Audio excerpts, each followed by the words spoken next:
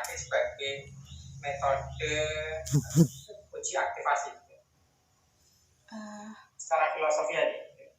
Kalau secara filosofi dari analisis GDU itu sendiri Pak, kan fungsinya untuk menentukan aktivitas proteolitik atau protein dari enzim bromelin. Nah, protein dari enzim bromelin ini akan diuji keaktifannya dengan cara metode GDU. Nah, metode GDU ini yaitu substrat gelatin dicampur dengan larutan enzim sehingga enzim tersebut itu hancur setelah menunggu dalam waktu 20 menit dan pada suhu 45 derajat Celcius. Pemahaman saya seperti itu, Pak.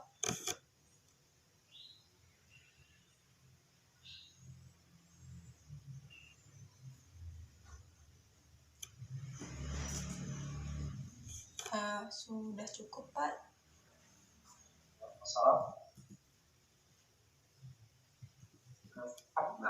Tadi Anda bilang ada sesuatu yang hancur. Itu yang hancur enzimnya, enzim bromelinnya atau gelatinnya? Enzim bromelinnya, Pak.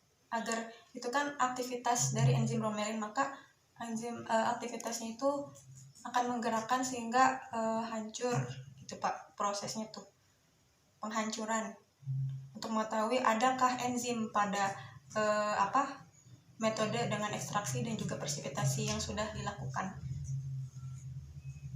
Kalau tadi katakanlah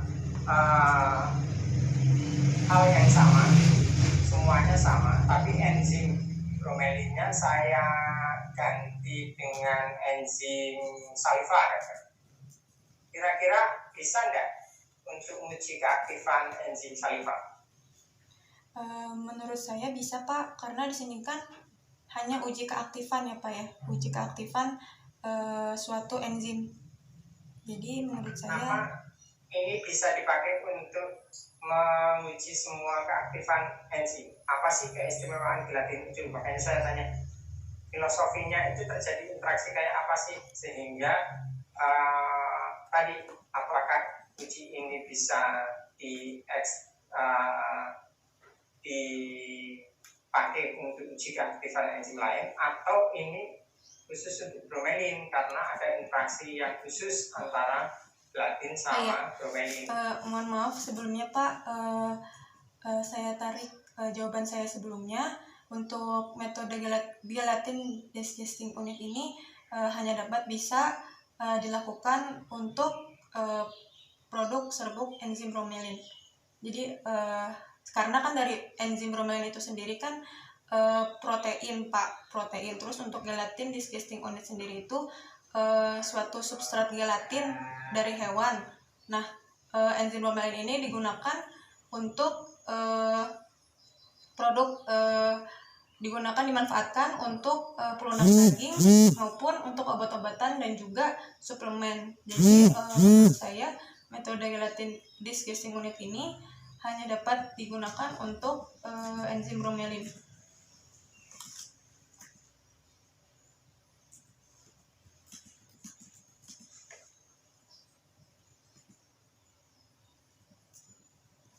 Bagaimana, Pak?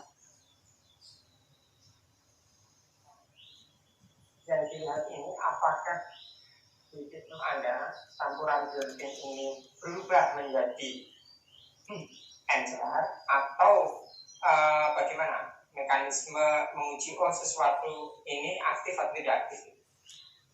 Sifatnya berubah kayak apa tuh? Mungkin dari ininya, Pak, dari perubahan pH-nya. Karena kan ditambahkan NaOH, kemudian dititrasi dengan NaOH pada akhir prosedur. Nah, itu pH-nya sampai 9. Nah, biar tahu pada saat titrasi itu seberapa banyak mili atau titrasi yang dihasilkan untuk metode gelatin digesting unit ini.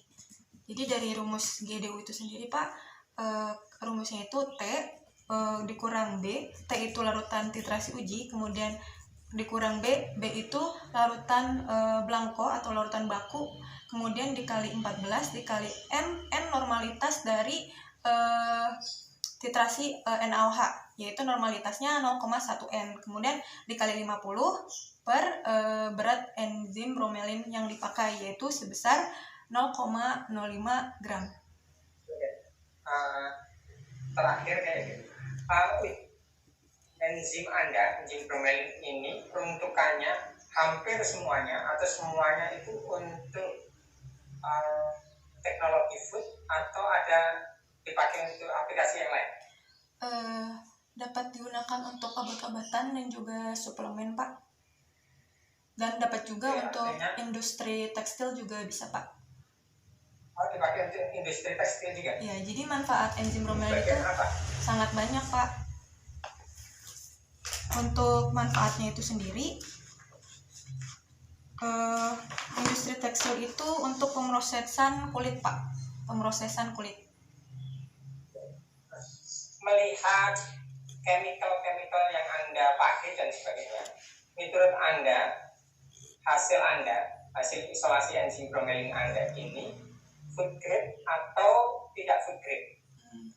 Kalau untuk pelarut etanol dan juga amonium sulfat bisa digunakan untuk food grade, sedangkan untuk aseton itu non food grade, Pak.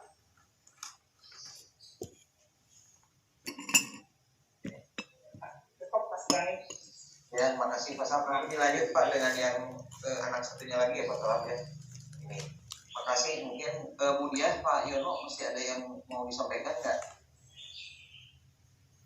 Sudah saya, Pak. Cukup ya, Pak. Cukup ya. Makasih mungkin Bu Dia, Pak Salam dan Pak Yono di sini ya. Firda di sini cukup banyak juga masukannya ya.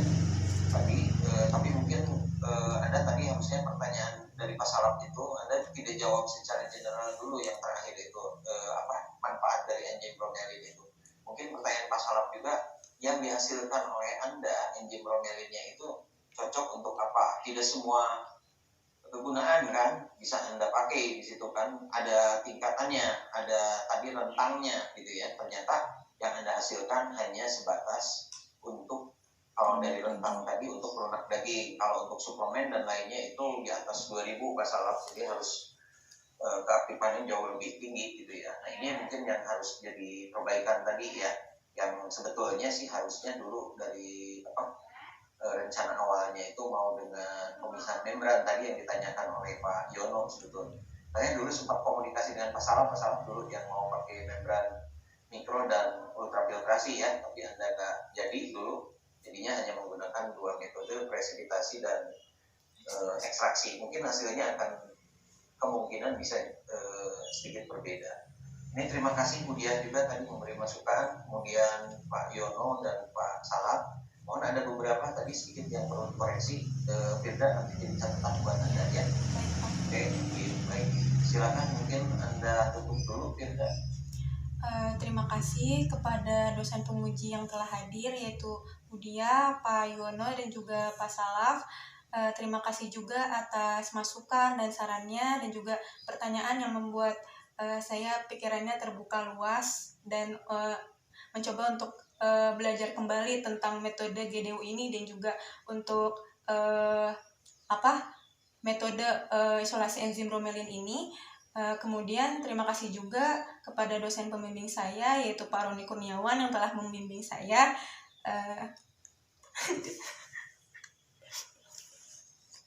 Terima kasih. Wassalamualaikum warahmatullahi wabarakatuh.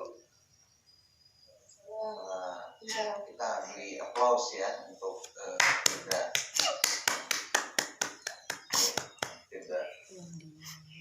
Silakan Firda, mungkin Anda bisa meninggalkan room ya Anda. Terima kasih Pak. Yang berikutnya Izin live. Ya. Assalamualaikum. Selamat ya sudah selesai. Iya Bu, Pak. Selamat Firda ya, selamat ya. Selamat Firda. Iya Bu. Ya Diana. Ya, sebentar Pak mau izin print screen boleh? Ya, sok silakan.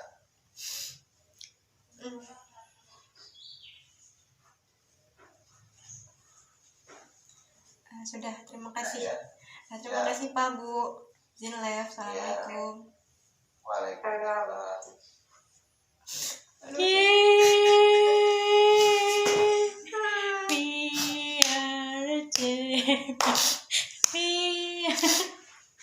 Nggak sengaja nangis, soalnya sedih banget. Sayang.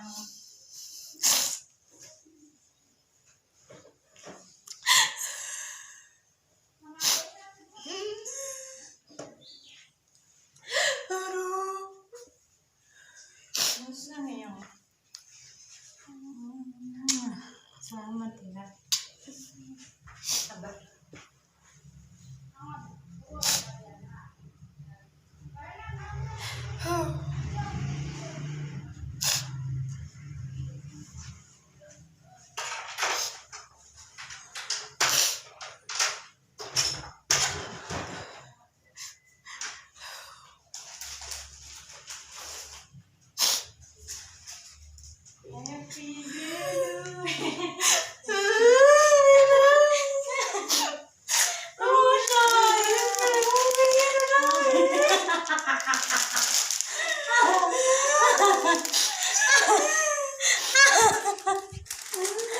Lucu, ini apa? Ini video ini. Oh sayang. Oh ya roh kakak juga. Amin. Uni Ini Oyan. dari Wani Kinkin. Aduh, Oyan. makasih Teh Wani, Teh Kinkin. Siapa? Siapa lagi? Nama Oyan. Sama kakak aku Teh Oyan. Terus Terus ini dari Mama Papa Oyan kakak. alhamdulillah jazakumullah khairan. Amin. Oh sayang. Bagus gitu muka Lulu. Bagus. Firdanur Lulu ST. Sedih banget pas tadi ngomong makasih ke Pak Roni soalnya udah beres. Jadi kayaknya aduh ampun dah. Ampun deh. Gak tahu pengen dijawab bener enggak. Yeay. Ih, Firdanur Lulu ST. Sedih.